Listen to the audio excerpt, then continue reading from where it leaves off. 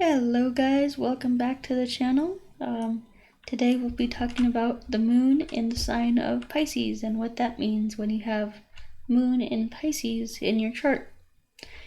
So, first of all, if you haven't already, go here and check out my Vedic Astrology sale. I have it on sale for 30% off. It's at vincent.thunderwizard.com. You can go check that out. It's a really good in-depth reading of your chart, and I give you information that most astrologers will not give you. I go into like the shamanic use of your Vedic chart and give you some of the most practical, most helpful things within your chart that you can use today in order to help you in this life. Okay? And also, check out my patreon.com/Gebo the Shaman. It's the self-transformation challenge on there. I have where I put together a course, and it combines qigong, kundalini yoga, and meditations. And it's like a morning, midday, and nighttime practice. So if you really want to improve your spiritual quality of life, that would be a great course to purchase. If you do those practices every day, your life will change and you will feel happier, healthier, and more spiritually connected. So, alright guys, so let's talk about moon in Aquarius. So, first of all, we need to understand what the moon represents. The moon is the mind, but it's not the mind as in the intellect.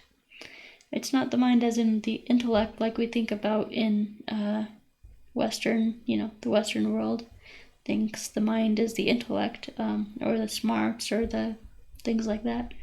No, this is not that. This is your emotional mind. This is your heart mind. It's your psychology. It's the word mon and moon mean mind or divine mind.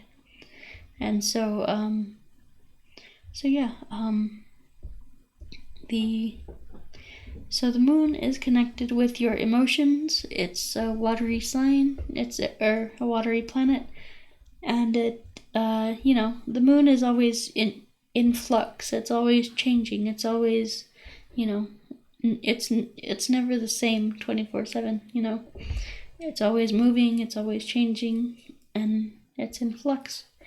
So this means that it's it goes from a new moon to a full moon, back to a new moon. It waxes and it wanes. It goes. And it also rules the tides. So the tides rise and the tides fall. It's a very emotional planet. Just like we don't always have the same emotions 100% of the time. Even the most emotionally dead people are, they have their ups and downs. So,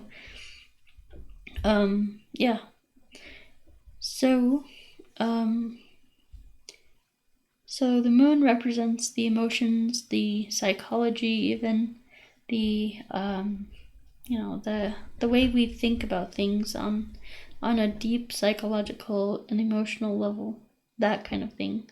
That's the mind. That's the heart mind. That's the moon.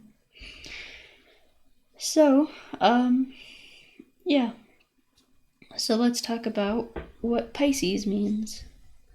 So Pisces is the sign of spirituality, the sign of deep, the deep water, the deepest water, and it's deep water. It's deep emotions. The most, the emotions that are fundamental to you, like your core emotions.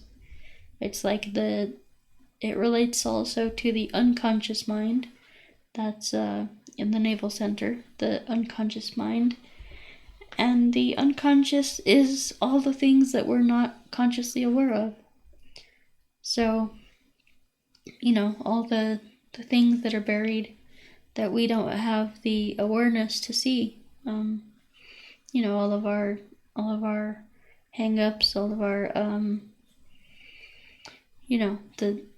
the deep psychological stuff that we're not aware of. So anyway, Pisces is also, it's the sign of spirituality. It's the sign of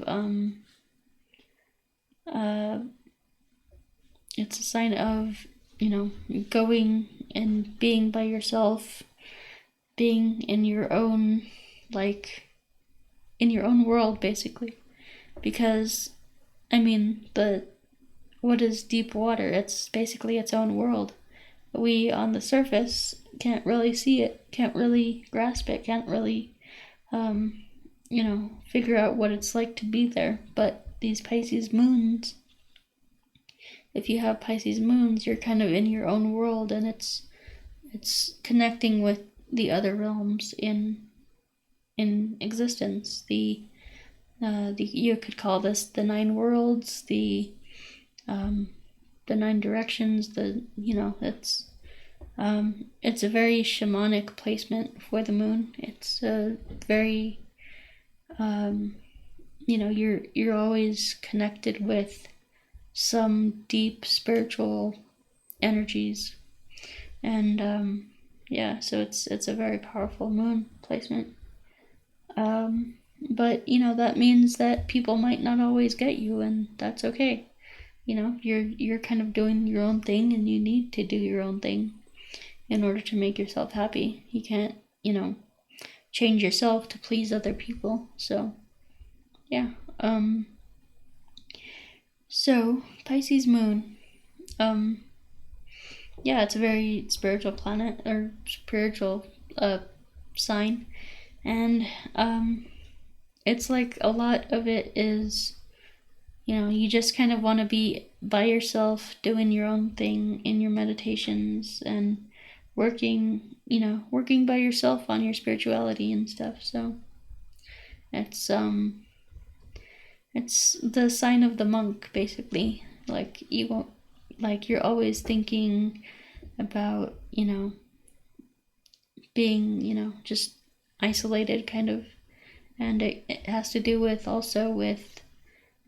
hospitals and jails and far off temples, isolation, seclusion, things like that. So yeah, you would always be thinking about these things, and always longing to be